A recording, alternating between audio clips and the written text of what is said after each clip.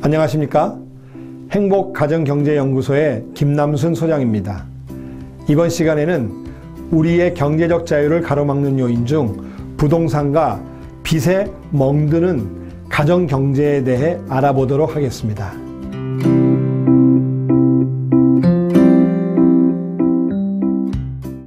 전체 인구 중 40대 인구 비중의 변화가 경제와 직접 연관이 있다는 연구 결과가 있다. 1972년에서 2004년 일본 니케이 지수의 움직임을 보면 일본의 40대 인구 비중이 증감과 유사한 방향으로 움직이고 있다는 것을 알 수 있다. 지가는 주가보다 더 유사하게 움직이고 있다.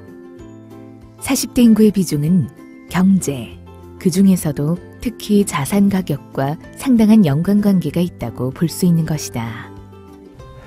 40대 인구 비중과 경제와 관련이 있다는 점에 대해 생각해 보신 적이 있으신가요? 먼저 40대 인구 비중에 대해 점검해 보겠습니다. 지금 40대 인구 비중이 커진 것은 바로 베이비 부머 세대가 40대에 도달했기 때문입니다. 40대에는 인생에서 가장 활발하게 활동하고 따라서 소득과 지출이 아주 많습니다. 이들이 움직임으로 인해 경기가 활성화될 수 있고 주가도 같이 상승하게 된다고 전문가들은 분석하고 있습니다. 또 40대에는 소득이 많은 시기이니만큼 집과 같은 부동산에 대한 소유에 대한 욕심도 많습니다. 즉 부동산에 대한 수요가 많아지면서 지가도 상승하게 되는 것입니다. 일본의 경우 90년대쯤 40대 인구 비중이 줄어들 때 주가도 내려가고 지가도 내려갔습니다. 물론 주가와 지가 등의 경제가 반드시 인구 변화에 따라가는 것은 아니겠지만 바로 이 40대 인구의 비중이 상당히 영향을 미치고 있다는 것은 분명합니다. 우리나라도 마찬가지입니다. 우리나라의 주가 역시 40대 인구 비중과 상당한 연관관계가 있다는 것을 알 수 있습니다. 60, 70년대 베이비 부머 시대에 태어난 사람들이 2013년에 최고치인 840만 명에 이르다가 그 이후부터는 감소할 것으로 예상됩니다. 이 세대의 특징은 위로는 부모님을 부양하고 아래로는 자녀에게 올인하는 소위 낀 세대라고 합니다. 열심히 노력해서 집을 장만하고 자녀에게 최고의 교육 기회를 제공한 뒤 결혼까지 시키고 나니 현금 자산은 부족하고 노후 준비도 제대로 못했습니다. 이제 남은 것은 집과 같은 부동산으로 이를 처분하거나 줄여서 노후를 보내야 합니다. 따라서 40대에서 50대의 인구들이 은퇴를 하게 되면서 그들이 가지고 있는 부동산을 처분하고자 하지만 줄어든 인구 비율로 인해 이를 소화해 줄 수요는 적습니다. 부동산 가격이 오를 수 없는 이유 중에 하나인 것입니다. 한국과 미국, 일본 가정의 부동산과 금융자산의 비율을 살펴보면 한국은 미국과 일본에 비해 가계자산 중 부동산이 차지하고 있는 비중이 매우 높습니다. 자산이 많을수록 이 비중은 더욱 높아집니다. 이런 상황에서 만일 부동산 시장이 하락하게 되면 한국 가정은 큰 충격을 받을 수밖에 없습니다. 또한 1인 가구, 2인 가구의 비중이 꾸준히 증가하고 있는 것을 봤을 때 중대형 아파트의 수요가 특히 더 줄어들 것임을 우리는 쉽게 예견할 수 있습니다. 이제는 부동산 자산을 관리하는 면에 있어 부동산에 대한 맹신에서 벗어나야 합니다. 부동산에 집중된 자산의 비중을 줄여서 부동산과 금융자산의 비중을 5대5 정도로 균형을 유지하시기를 바랍니다. 집은 더 이상 재테크의 수단이 아니고 거주의 수단으로 생각해야 합니다.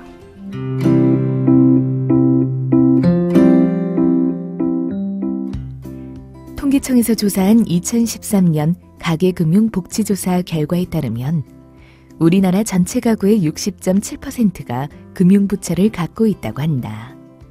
이들의 평균 부채 규모는 6,537만 원, 평균 소득인 5,128만 원보다 27.4%나 많은 상태이다.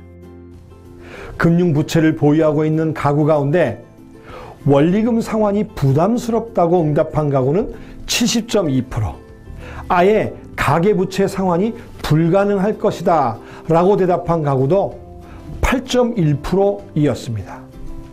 생계에 부담스러운 가구 중에 원금 상환 및 이자 지급의 부담으로 가계의 저축이나 지출을 줄이고 있는 가구는 80.5%였고 줄이지 않는 가구는 19.5%에 불과했습니다.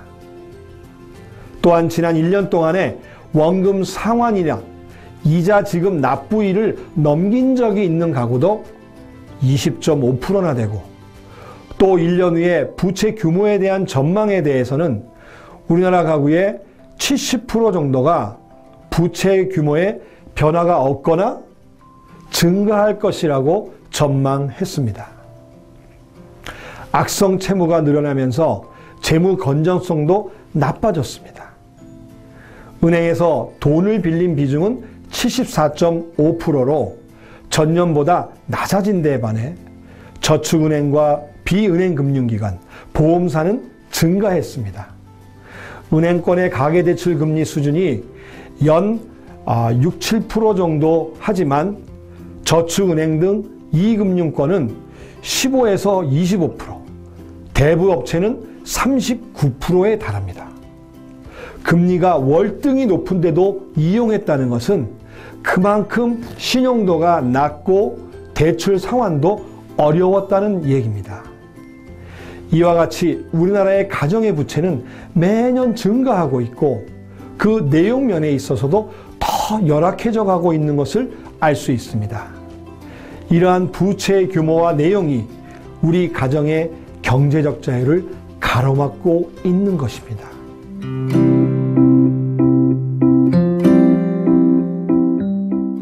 (2013년) 부채를 보유한 가구의 비율은 66.9%, 이 중 금융부채를 보유한 가구는 60.7%이다. 그리고 이 비율은 해마다 점차 늘어나고 있다. 사람은 왜 빚을 지고 그 빚은 왜 점점 더 늘어나는가? 하이퍼볼릭 할인이란 현재가 미래에 비해 훨씬 더 가깝고 중요하게 느껴지며 현재에서 멀어질수록 중요도는 더욱 급속하게 떨어진다는 경제 용어이다. 빚이 점점 늘어나는 이유도 이와 같다. 주택을 구입하기 위해 한 번 빚을 지게 되면 그 후로도 자녀를 교육시켜야 하고 부모도 부양해야 한다.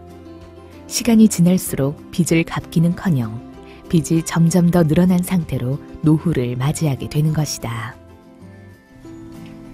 우리는 오늘 우리의 경제적 자유를 가로막는 중요한 요인인 부동산 불패 맹신과 빚에 대해 살펴보았습니다. 합리적인 부동산 자산 관리와 부채 관리로 경제적 자유를 누리는 가정이 되시기를 바라겠습니다. 여러분 모두 행복한 부자가 되시기 바랍니다.